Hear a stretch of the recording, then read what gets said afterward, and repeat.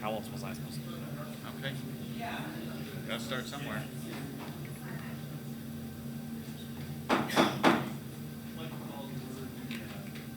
Regular meeting of the Lansing Charter Commission. Thank you, Chris. I'd like to welcome everybody here tonight. Chris, would you please call the roll? Certainly. Commissioner Adam Simon. Here. Commissioner Anderson. Here. Commissioner Bauer. Here. Commissioner Boyd. Commissioner Dowd. Here. Commissioner Jeffries. Here. Commissioner Lopez. Commissioner Coe. Present. Commissioner Washington. There are 8 members present, a quorum. Commissioner Boyd is absent. And if the minutes could reflect that that was an excused absent, please. We do have an amendment to the agenda, so before we move forward, I think we need a motion to amend the agenda. That's correct. By adding the translation of the postcards. I move that we add the translation of the postcards to the agenda. I second that motion. It's been moved and seconded. All those in favor say aye.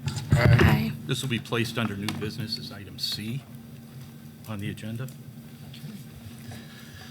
And we are to public comment. And I have folks can share for up to 3 minutes. And I have one person signed up, Nicholas Zandy.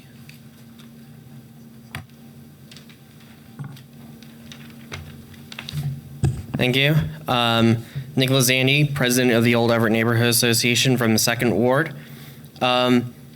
First, I'm going to say glad you received my ward maps, just briefly.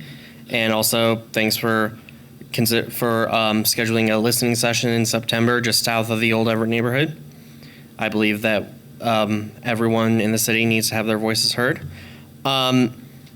Saying that, I'm speaking here about Article 3, and that revolves around the City Council, and that is specifically the power of overriding vetoes. Now, my personal opinion on this whole thing with the City Council is there should be 9 members. I think all of them should be from a ward. And because of this, if we do end up doing 9 members, I believe it should be 2/3 of the council, which if there are 9, that would mean 6. So with that in mind, yes, there should be 9 council members. And again, for that, 6 out of 9 council members should be enough to override a mayor's veto. It's how, I believe that's how the U.S. Senate and the U.S. House of Representatives do with overriding vetoes. Same thing with the state legislatures. I believe that this same should apply to the city council because it will not only make things easier to override, but also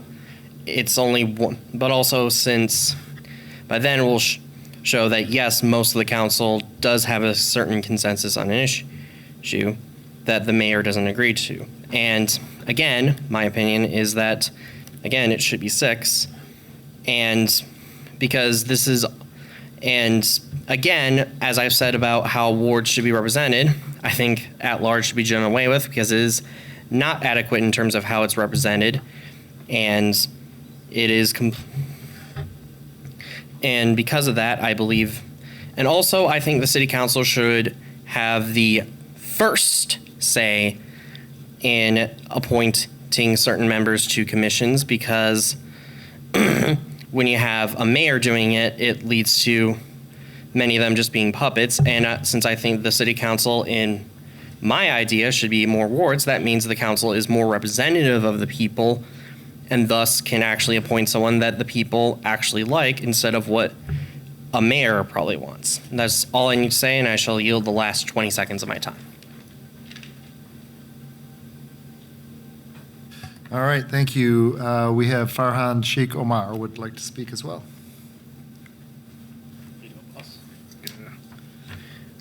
Hey, good evening. You guys have said in the past that if someone has something important to say to you guys would consider giving them 5 minutes.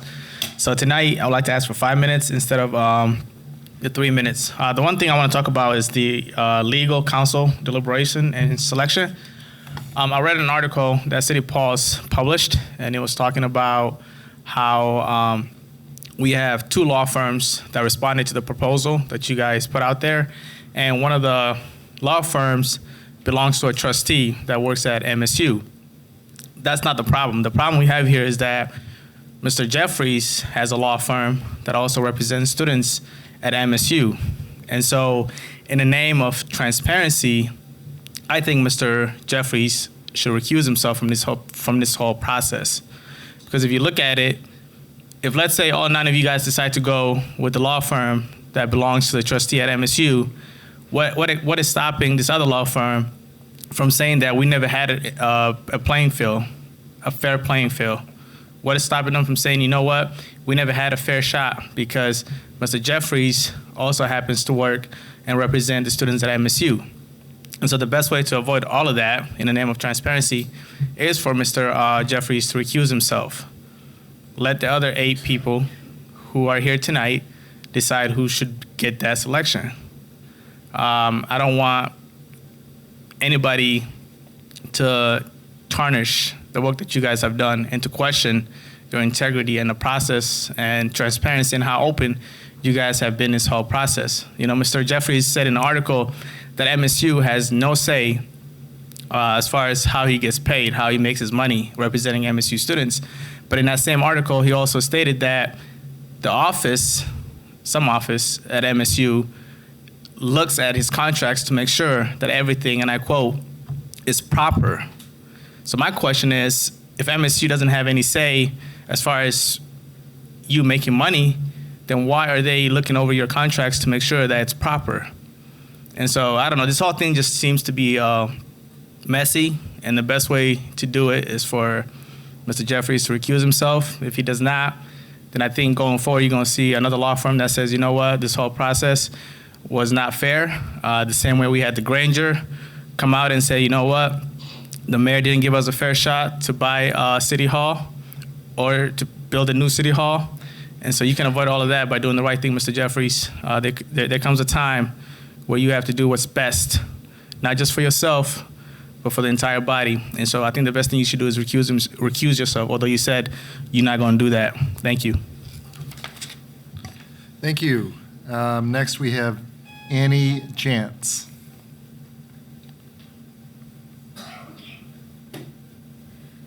Hi. I can't believe there's only 5 people here. So I have a question first. So does the city of Lansing give grants to homeless shelters? Or is that just the state of Michigan? Does anyone This is your know? period to address the commission. Okay, so I need an answer for that first, to that first. Okay, all right, good. So I am not from Lansing, but I've been here for about 8 months. And so I've been a resident for that long, and I don't know when I'm going to leave. I am homeless, and I've been homeless ever since I've been in Lansing. From what I've been told is that with homeless shelters, they're given grants by the state of Michigan, or I guess the city of Lansing as well. And in those grants, there's a stipulation that says people have to be kicked out during the day from 9 to 5. I think usually it's 9 to 5. That's what I've seen so far. But it's every single day of the week. And from personal experience, that actually harms people's ability to get themselves out of homelessness. And that's because you never get a break. And so, like, under normal circumstances, you would have, let's just say Saturday and Sunday off. You don't have to work. You can do whatever you want. Homeless people do not get that. And so it doesn't take very long for people to start going down again into depression, just physical exhaustion, all of those things. And so I think those stipulations should change. And the reason why I asked is because if the city of Lansing doesn't give out grants, then I wouldn't have even brought it up because you guys couldn't do anything about it. So that's the first thing. My second thing is I've noticed that different shelters, I just think that there should be a legal standard for all shelters, whether they're privately funded or not. Because there are some really big issues with the shelters. And the shelters are not doing a good job for homeless people. And I have a whole list of issues that I have with one shelter that I was in. But I'm not going to bring up every single point because that list is way too long. What is that? That's your 3 minutes. Okay. Thank you All right, very I'm much. done. Thank you. Was there anyone else? Okay, seeing none, we are to the minutes from July 16 and 23rd. Motion be ordered to approve the July 16th, 2024 minutes. I make a motion to approve. It's been moved and supported. Are there any additions, corrections, deletions on the minutes? Hearing none, all those in favor say aye. Aye. Those opposed? Does pass. Also need a motion for approval of the special meeting minutes of July 23rd. Is there it's been moved? Support. Moved and supported. Any additions or corrections there? Hearing none, all those in favor say aye. Aye. Those opposed? Does pass, and they are approved. And where's your officer reports? I was not going to report on anything, but since the issue of the potential conflict was raised, I wanted to address that. And I think I've done so. My comments did appear in the City Pulse, and I stand by those comments. I want to be real clear with this group, with the commissioners, with the City of Lansing, that my work at Michigan State University has nothing to do with the Board of Trustees. My contract is between the Associated Students of Michigan State and the Council of Graduate Students. Those are the student governing bodies on campus at MSU. It's a very unique situation that at MSU, the students actually tax themselves. Every 3 years, they go out for a tax. ASMSU does, and COGS will do the same. The money they collect through that tax is then, in turn, used to pay for the programs and services that they provide. It's a money that goes into their account. It's not the university's money, and it's part of those funds are what pays for my contract at campus. It's never approved by the board, never goes before the board, doesn't go before approval before any university body, only the students. The students set the scope of services, they set the terms and conditions, they negotiate it by themselves, and they set the compensation. So I don't believe I have a conflict, and that's my position. I intend to vote tonight on this contract if we vote. Those are my comments. Vice Chair. Yes, good evening, citizens of Lansing and my fellow commissioners. I just want to follow up with a conversation we had about providing transportations for our citizens during our public meetings. I have reached out to the leadership at CATA, and we were supposed to meet today, but that got rescheduled to Tuesday. So I will have a follow-up. So we will be providing transportation, hopefully. Thank you.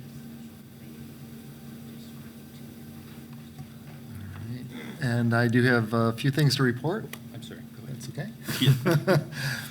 The postcards that the commission authorized will be delivered to the post office by our printer tomorrow.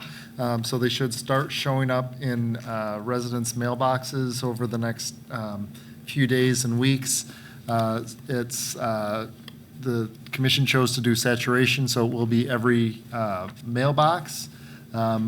But because of the postage rate, the individual carriers get to kind of decide how quickly they want to deliver them. So hopefully they'll go out quickly, but I'm sure some of them will take longer than others. And we do have extras here for you to take with you. So you can take them to community meetings or whatever you need. So let us know what you need. The second thing I want to report is on the Facebook streaming. Facebook, it turns out, has a policy that they will not allow streaming until a page is 60 days old. And based on when our page was created, our first streaming will coincide with the September 9th commission meeting. So we're working on that, but unfortunately, even private companies can have your bureaucracy, I guess. And I think that's all I have to report. Thank you. Now we're under old business. As you know, last week we had interviews for the legal services for the Charter Commission. We had 2 firms down. They did appear and present regarding their RFPs. We did have an opportunity to ask questions. We also, at the end of the meeting, provided each commissioner with a matrix to actually weight scores for each one of the firms in various categories. Those were actually turned back in that night, and then the results and copies of all that, I believe, were sent back to the commissioners on Wednesday of last week, and you should have copies of those. At this time, it's now set for deliberations and selection. I guess what I would initially do is if there are any questions that any commissioner may have, is there a need for further questions to be posed to the firms, either in writing or in person, have them back? Or is everybody satisfied with the information they have? Do you need any additional information regarding these firms to be able to make a final decision tonight? Is there any questions or concerns? Just for clarification, Sure. if one firm scored higher than the other firm, are we mandated to go with that firm? I think at the end of this, when we make the final award, there will have to be a basis for which we make that award. And part of that basis is based on what we did through the weighting process. That said, we all have weighted things differently, and you're left to your own conscience to decide who and you want to support and why you want to support them. Now would be the time to state a basis if you're going to do that, and I think everybody may want to chime in. Councilmember Washington. Thank you. I'm just going to say the one that scored highest was not my first choice, but I think either one would do a fine job, and I had reasons for not wanting the one that came out on top to be my first choice. I didn't feel the young woman that was going to be our contact had, and she said she had no experience, and that was very troubling to me. And the fact that, oh, but I can count on everybody else in the firm, we don't know that. So I was really uncomfortable with that, and I did not score them as high, but that's my opinion, but I'm not going to not vote for the one that came out on top. I just wanted it to be known that that was not my first choice, but shoot, I wasn't first choice. It seems like I'm doing that a lot on this charter commission. I wasn't on board with the first choice for leadership of this charter, but I went along, and I'll go along with this. Yes, I'm going to have to second Commissioner Washington, but for different reasons. The first choice was not my first choice, and really, for me, both presented a great case as far as their RFP. I read that thoroughly, but when it was time to present their case and be interviewed, I feel that the second choice very much presented everything that I would want to see as a legal counsel. They made themselves readily available. They designated a specific person who had had experience, where the first choice. No, I'm for the scoring. Yeah, I'm in favor of the second choice as far as scoring, because the first choice, when asked their availability, they were like, well, we can be here when you need us. My expectation is that the legal counsel will be here at every meeting. And so I was very concerned about that. And also I was concerned about the representative that they sent, due to the fact that it seemed as though to me, and maybe I misinterpreted, that she would really be the one advising us, and not the person who had the actual expertise of doing a charter revision, most recently with Pontiac. And those are my concerns, but I was in favor of the second choice. Other comments? I'll add some comments. And as with the two prior speakers, the first choice was not my first choice. I do have concerns, and the additional questions I would like to ask, I think, is what the issues that have been raised here tonight. Who's the attorney that's going to be here? And secondly, what are the actual costs? The concern I had about their RFP required under the cost structure to be very specific in terms of costs, not just hourly rates, but what are the additional fees going to be? There was a statement that they had to make and sign at the end of it that's a non-collusion statement. That was not in the RFP. And so the questions I would have basically, and I think both firms could do the job, but I would like to have some assurance, and maybe we can do this through the negotiation process, as to who the attorney is that's going to be here, who that attorney is and will be, and get a clearer insight as to what the actual fees are going to be. It's not just an hourly rate. There's all these other fees that can be assessed to a bill. So I had those were my areas of concern and questions that I had. Commissioner Cowie. Is it possible for us to reach back out to them and get those questions answered prior to us making a choice then? I think we must at least do that due diligence prior to us, even though I know what our scores were. I mean, we can send out written questions and ask for that information. I don't think we need to have them back in and have a special meeting or anything like that. Commissioner Bauer. As I pointed out a couple times last week, my concern also is who will be here. But I don't know if you heard the same answer when I asked that. The representative here, she said that, was it Mr. White? Well, no, she also said he would be available and be here. I mean, that's what I heard. You didn't, or just available? Commissioner Washington. But What I heard was she is the one that will be our representative, and if need be, she will call on the others. She did not say he would be here all the time, is not what I heard.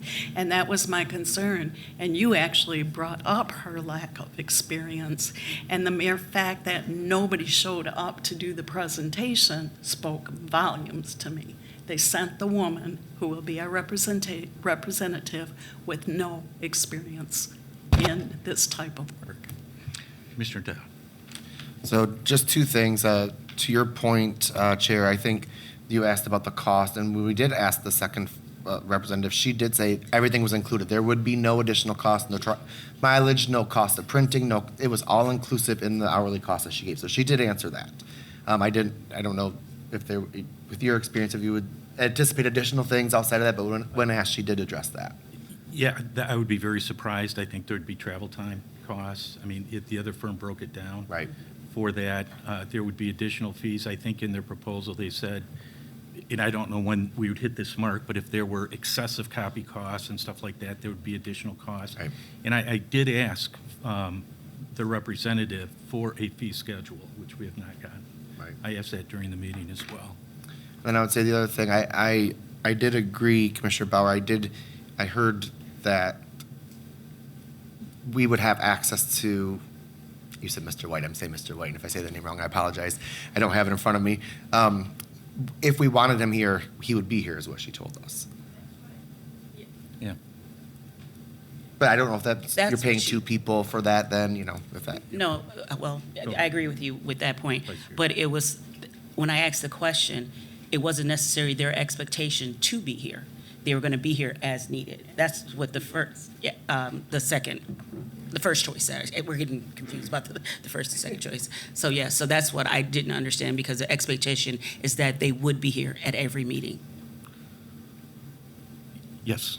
Commissioner Anderson. Yeah, so from my understanding, I think her name was Morgan, but she, again, this was how I interpreted it, was that if we said explicitly that we wanted them here at every meeting, they would do that.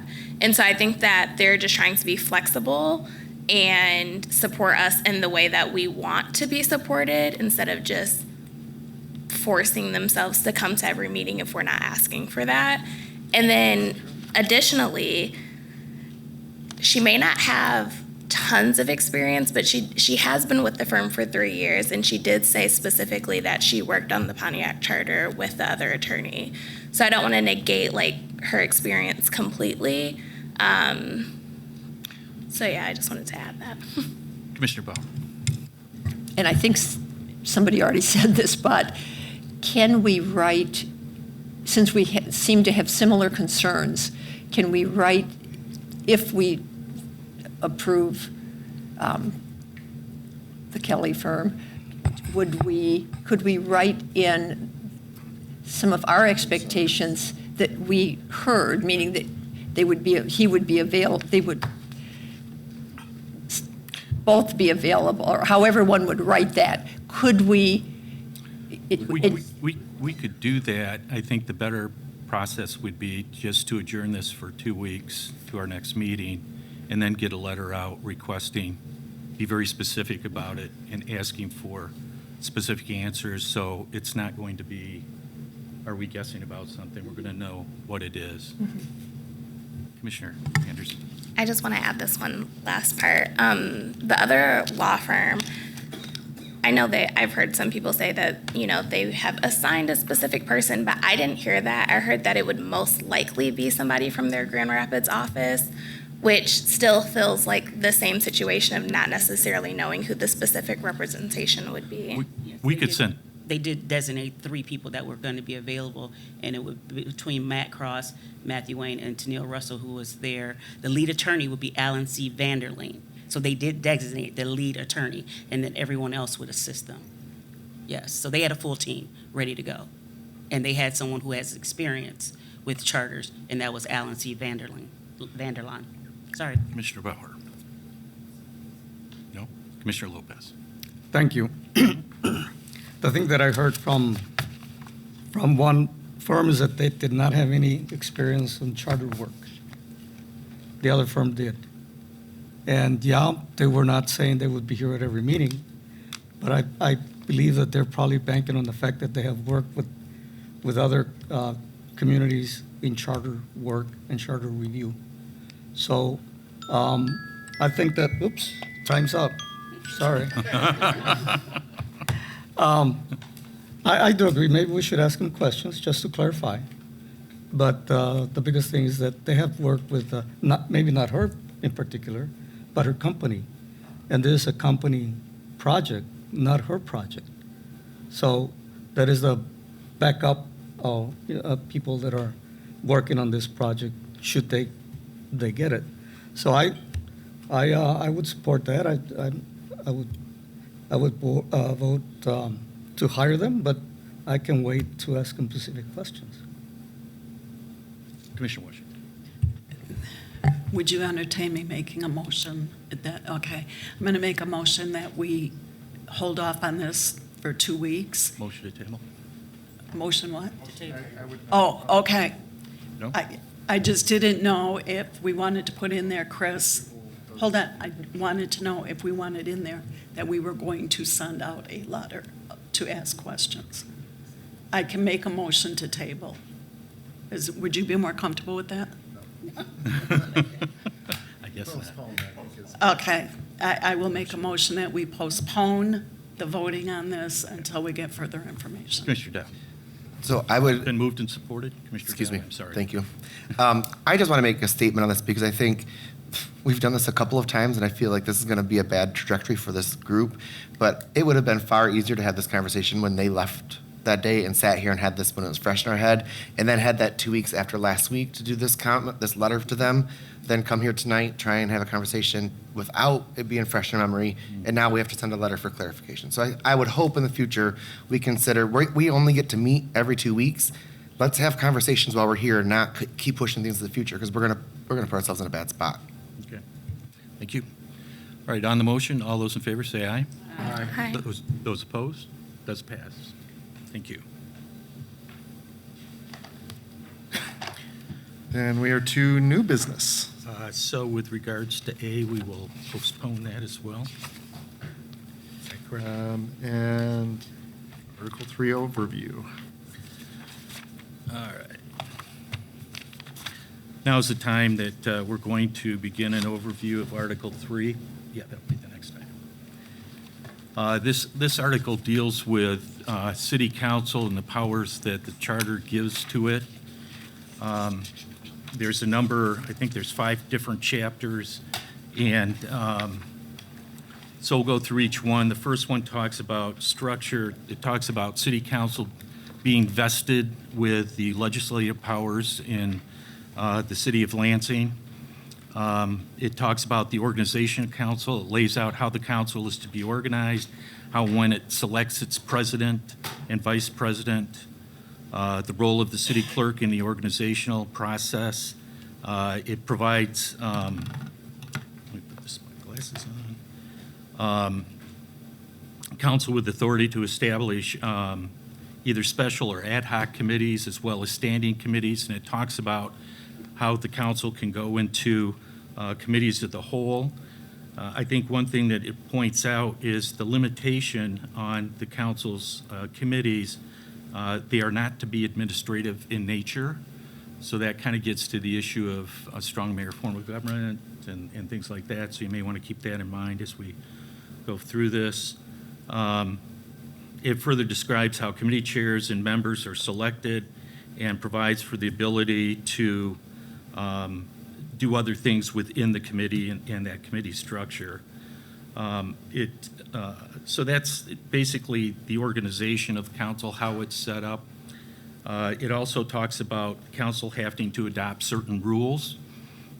If you recall, at the beginning of when we began, of our process here, we had a discussion about Robert's Rules of Orders or Mason's Rules of Order, and that's something that we might want to go back to and look at.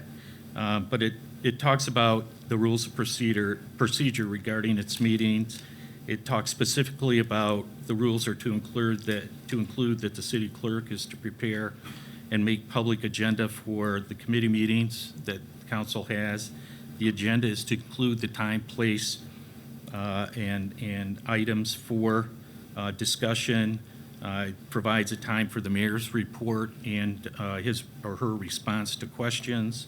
And it also talks about providing a reasonable opportunity for the public to be able to comment. And finally, it talks about maintenance of order. The charter provides council with the authority to maintain order during its meetings, which also includes the assistance of LPD if necessary. So that kind of is the structure that's set out in the city charter. Does anybody have any questions or comments?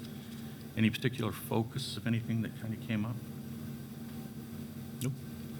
Okay. The next chapter deals with meetings of council. It provides that council shall meet at least 26 times a year.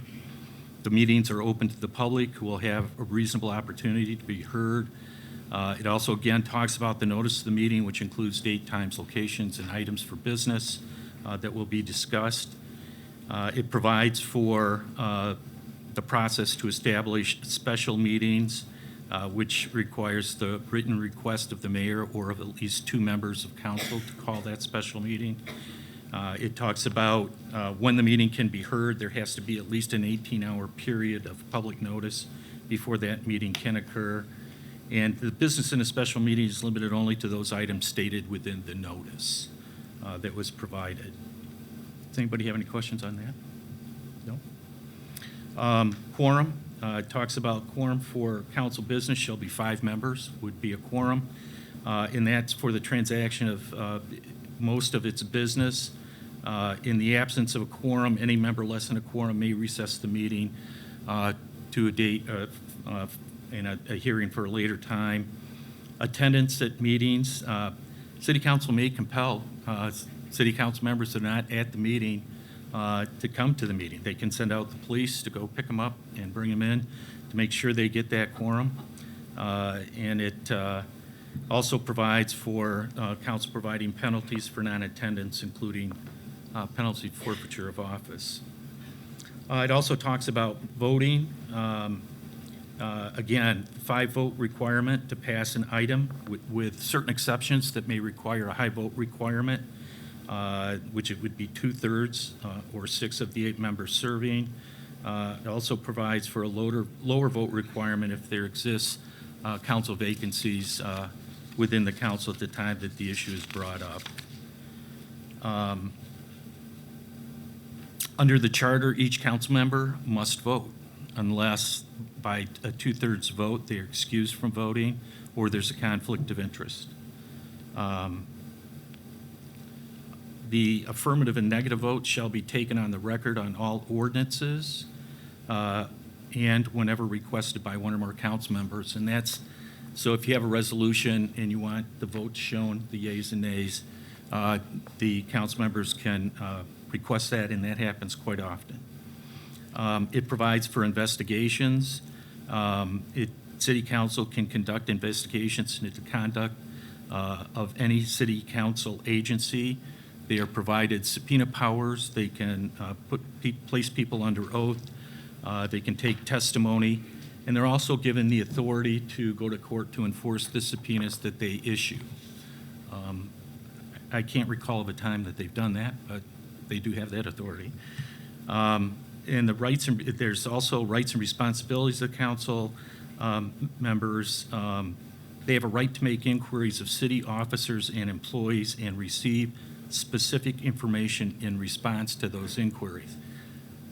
As when I was on council, that was difficult to get a clear and concise response and a complete response to a lot of inquiries. So that's something that we may want to look at. Right, Jody? It still is. Okay, got it.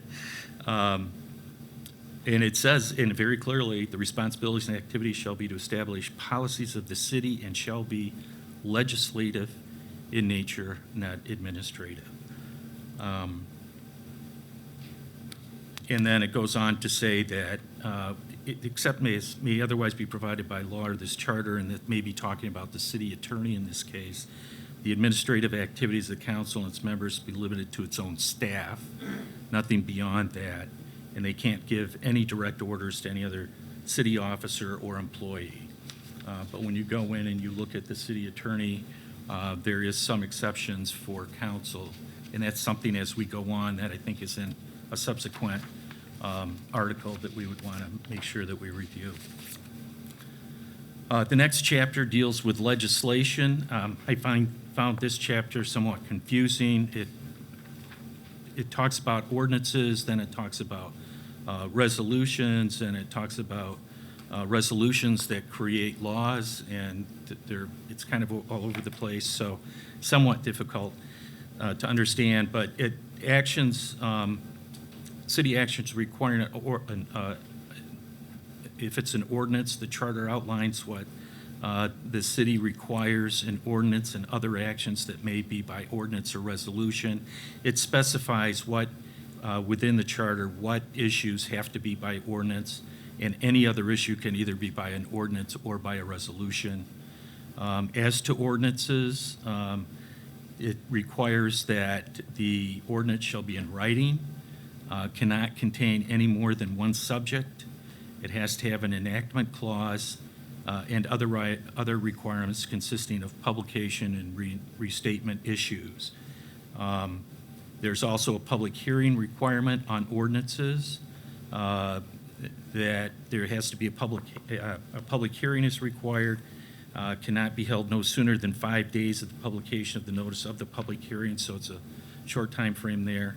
And the public, again, has the opportunity to be heard. And then this is where it gets confusing. Publication after enactment, it talks about once it's enacted, there has to be a publication so the public can see it. And it's talking about ordinances, and now it's talking about resolutions. And it's, it's somewhat confusing when they're bouncing back and forth. Even within this section, it talks about ordinances or resolutions having the effect of law are treated a bit different than just plain resolutions. And so I think but the point of all is, as we move forward through this, I think it would be helpful when we get here to maybe kind of clean this up and make it a little more easy to figure out and to follow in terms of the process. The veto process is outlined within this particular chapter. Every ordinance or resolution is subject to veto by the mayor. It's a very specific process. Once the action is taken, the mayor has to provide notice of veto within, in writing by 5 o'clock on the third working day after the resolution or ordinance was passed. This typically happens with the budget.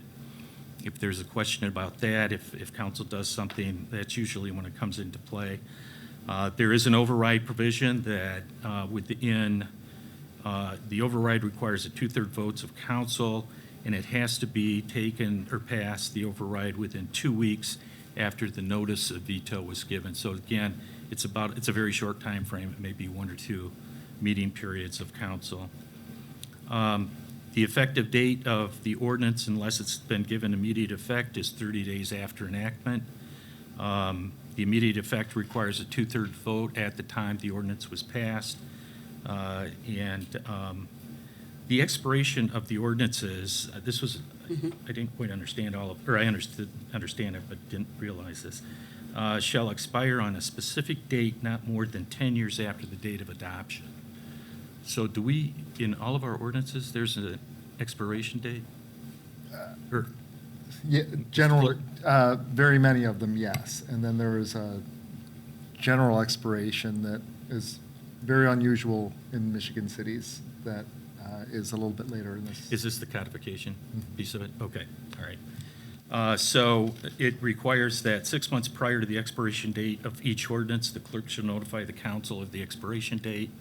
And 2 months prior to the expiration date, council has to take formal action, and they can do this by ordinance or by resolution to state its intent that the ordinance shall expire. May I ask a question? Sure. Is there any type of provision that, that this process is carried out with the ordinances? No, with the periodic reenactment of all ordinances, this process is kind of moot. So That's something We need to look at that. I think there's a lot of room for improvement Okay. in this whole process.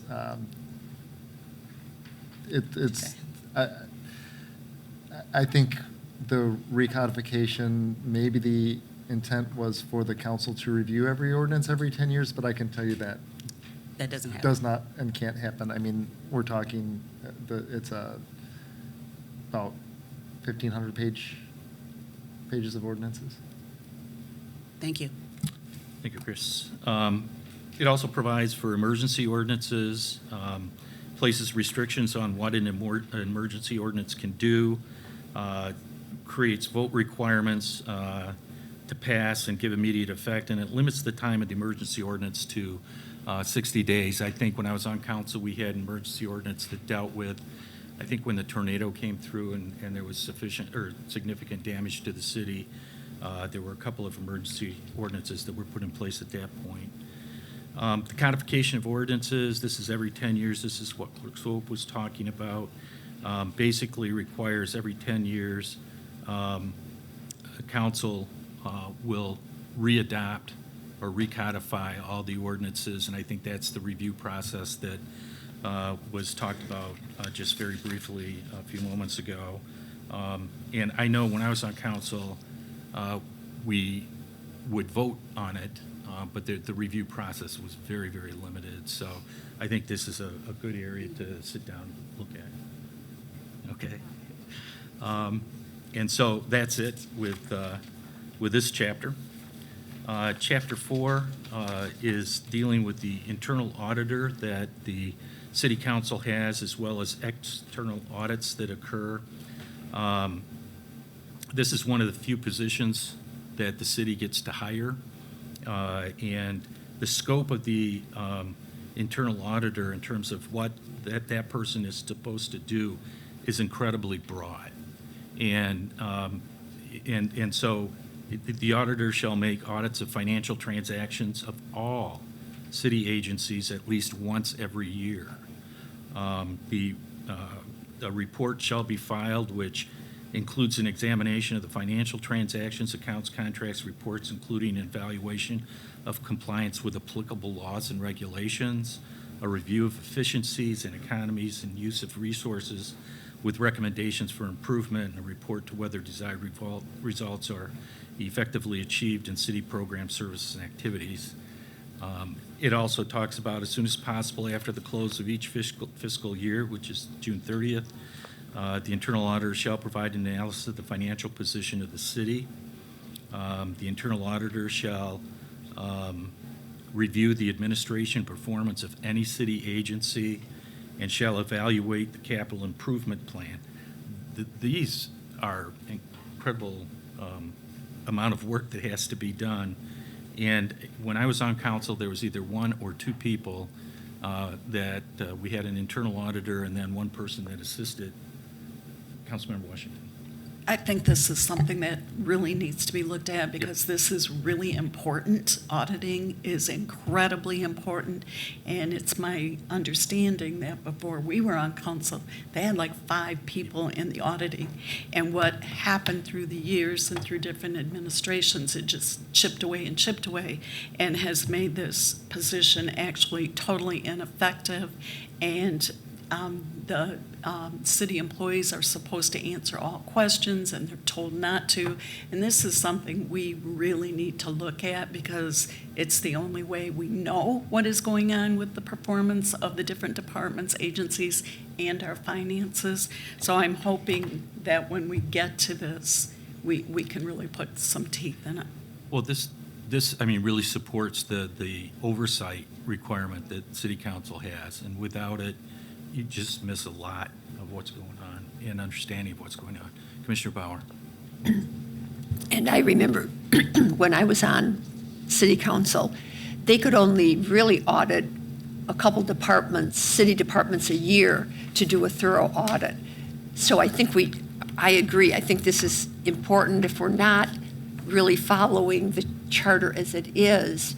But secondly, this would be an area, and maybe somebody's already looked into this, but what do other cities with strong mayor forms of government in our state and maybe others, what do they do about the audit function, the balance of power? I'd really like to see if there are other ways to approach it. What have been some, I don't know if MML could help us. Well, we might want to ask the auditor to come down and spend a few minutes with us. I mean, I think that. Oh, well, there you go. Currently Vic. There is no auditor at present. I believe they are in the hiring process, so whoever would be there would have zero experience. Okay. Commissioner Lopez. Thank you. I think that to charge a person, an auditor, with all these audits is almost impossible. So we need to look to see if we can add staff to that office in order to do the work necessary. And that's why probably we don't have an auditor right now, because they're overworked, and I don't know if they're underpaid, but I think that we need to have some staff in some way, shape, or form, maybe on peak times of the year or not, or just staff, period, because it's a hard work. Well, it also does provide that the internal auditor may be authorized by City Council to hire adequate staff. Right. And I think in the past, at least when we were on, there were budget issues, and that seemed to be the go-to place in terms of making those cuts. Just really quickly, Chair Jeffries, that is exactly why all the auditors quit, because they haven't been given access to the systems that the city uses. It's almost like it's by design to make sure there's not a lot of oversight. And we all know every agency and government agency needs a lot of oversight on how money is being spent and how performance is. So I'm with you, Commissioner Lopez, whatever we can do to make sure that there's a way to beef up this staff and keep it there. And Brian, you know when all the cuts were made to council, and it's time for that to stop. And then finally, I'm sorry, Commissioner Lopez. Yeah, just another comment on that is that we need to see if we can get away from let the council add more staff, because then it becomes an issue of we add more staff, and we cut here and so on and so forth. I think we just need to establish a staffing pattern, and keep maybe, for lack of a better word, the politics out of it, because the auditor is supposed to be straight arrow, notwithstanding, either side. So, thank you, Shane. And then finally, in terms of the external audit, there has to be an external audit done every year at the close of the fiscal year and shall be completed by October 15th, which is when the administration supposedly is supposed to give it to council for review, which is very slow. There is an audit every year, but I would venture to say I don't think October 15th is the date that it's completed. Nope, it's not. And then finally, the last chapter talks about council staff.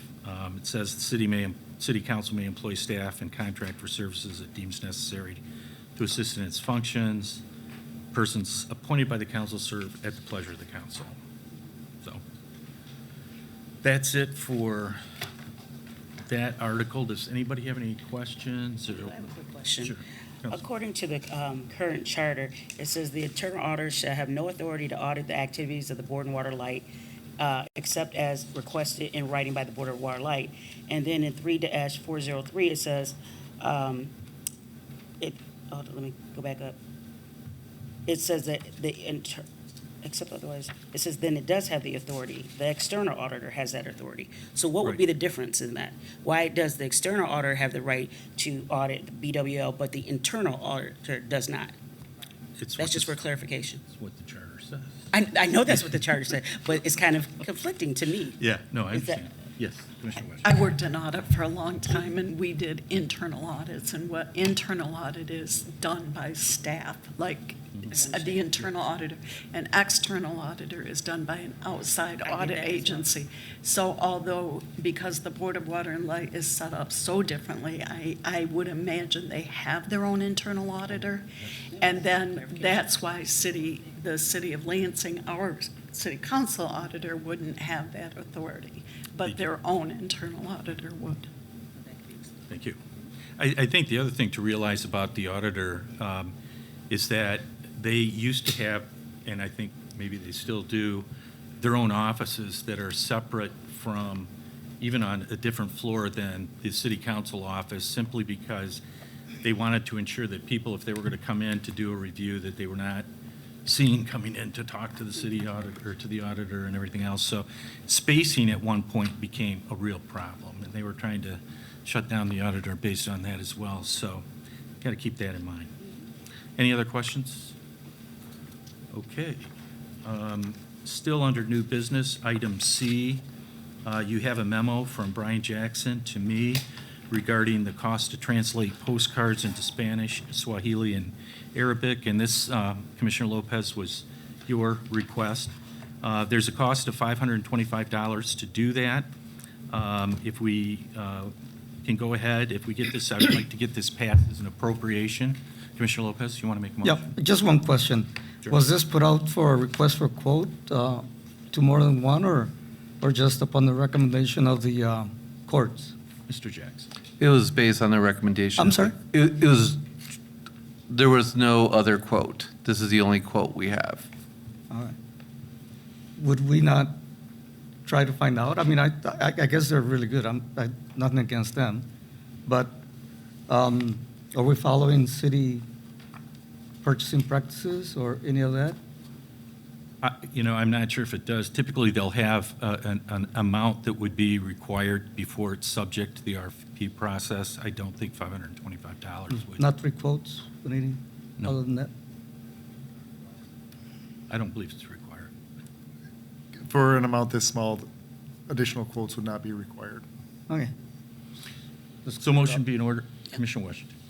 Okay, this may sound really silly to the rest of you, but I need to have it answered. It's a process question.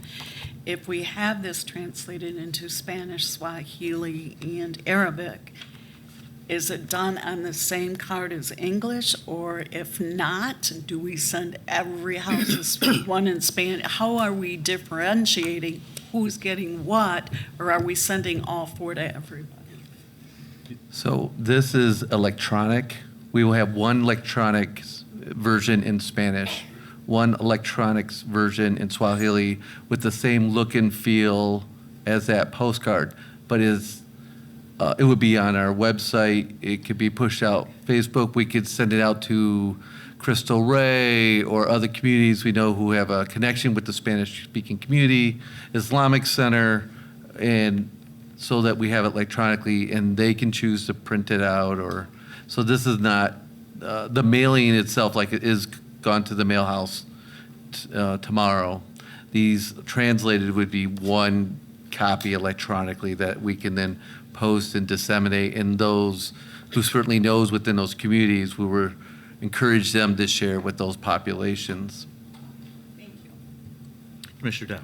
I would like to make a motion that we accept the proposal for 525 for the translation. Second. Been moved and supported. Just one other note that these 3 languages are the most spoken non-English languages in Lansing, so we're trying to hit as many as we can.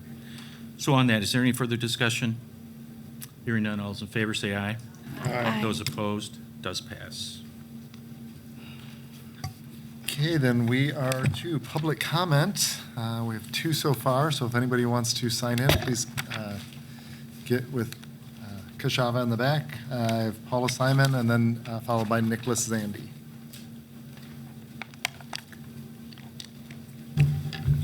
Good evening. My name is Paula Simon, and I wanted to make a comment on Section 3303. It's regarding the public hearing for the ordinance. I would like to make sure that you get the information out to the public when there's going to be an ordinance imposed upon us. I just had moved in with my husband, and there was an ordinance that was passed where if you live on a corner lot, you have 2 front yards.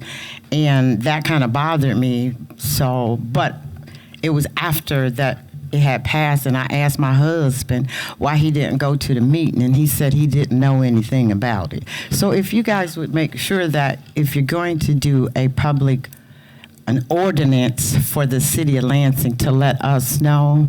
The other part was the board water and light issue. Board water and light tends to piss me off. Oh, I didn't mean to say it like that.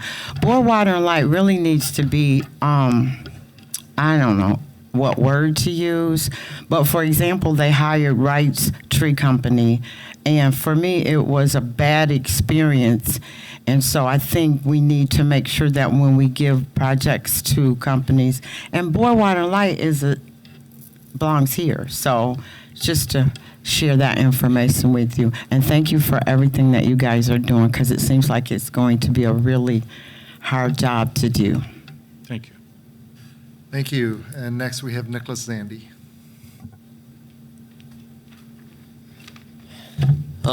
Nick Zandy again. Again, president of the Old Everett neighborhood and resident of the 2nd Ward. I would like to add on for the to a section of the City Council is public presentations. If we're going to have time limits for public comment, there should also be a time limit for public presentations before the City Council, because currently they don't have time limits, and it makes the meetings last for much longer than they really need to. At most, I think public presentations should be limited to about like 20 minutes or so, give or take. And also, I concur with the whole thing with the Board of Water and Light. They built a rice plant without the consent of the people. And honestly, if they were converted by the city charter to a full-on government department, something like a Department of Energy, then they would actually have to do what the government tells them to, and the public would have a lot more oversight in what they're doing. And again, the whole thing with how boards and commissions should be appointed, that should be handled mostly by the city council, not the mayor, because they should be able to answer to the people and not to a few elitists. And again, we should go for 9 city council members from 9 wards, because that is a much more adequate way of representing our entire city. And it will mean nobody is left out and everyone is equally represented. And because of that, the minimum number to override a veto should be 6 council members if we do go for 9, because that's 2/3 of the city council. And 2/3 is how other governments here in the United States, like our legislature and our Congress, do to override a presidential veto. And also, this is a bit of a weird thing for me to say, but the public comment sign-up sheet for the Charter Commission meetings, there should be 2 separate sheets so that nobody gets confused, because I heard somebody here got a bit confused about the whole only being 1 sheet thing. I believe there should actually be more than ones, just like at council meetings, so that when we have ones, we have one that's all about the agenda and the other that's about Charter Commission related things that aren't on the agenda, which is what I'm speaking about right now. And I believe that it will be easier for people who come to these meetings, as well as for the people who work to make these meetings possible. That's all I need to say. Thank you. Farhan Sheikh Omar. Thanks, Chris. Just quickly, I think the city put aside $500,000 for you guys to change the city charter, and so far, we're wasting a lot of money on nonsense. $525 for 3 languages is crazy. Like, you guys literally got ripped off. Mr. Lopez, I'm sure he knows people that speak Spanish. I know people that speak Swahili. I happen to be a Muslim. I know people who speak Arabic. You guys could have gotten a better deal than $500 for 3 languages. So next time, this notion that we're just going to go with 1 quote, the first quote that comes out, we got to stop doing that. We got to seek multiple quotes and get the best deal for our community. Thank you. Thank you. Anyone else? Then we are to commissioner remarks. Commissioner Washington. Okay, I'm the messenger. I have heard from several people that they would like the webpage to be updated more with more information. They would like to see the agenda. They would like to see the minutes. They would like to even see what we are going to be discussing, and particularly when we get further down the line, they would like us to, they just want it to have a whole lot more information and put on there, when are the listening sessions, what time, where are they, how, if we do get the transportation that Commissioner Simon's talking about. But they said right now that the webpage is basically useless because there's nothing on it. So whoever does that, I don't mean to cause anybody any labor issues, but I think the webpage is important, and clearly people are going to it and are expecting a lot more. Other commissioner remarks? Hearing none? We're adjourned. Oh, wait, I'm sorry. No, it's okay. I was just going to add that the box for the agenda and meeting minutes is on the webpage, but it's empty. So I don't know if it's like that information is just not getting transferred over to that page. On the charter webpage, every time I go to it, that box doesn't have any documents. I have to go to like boards and commissions and pull it up that way. But Thank you. Have a good night.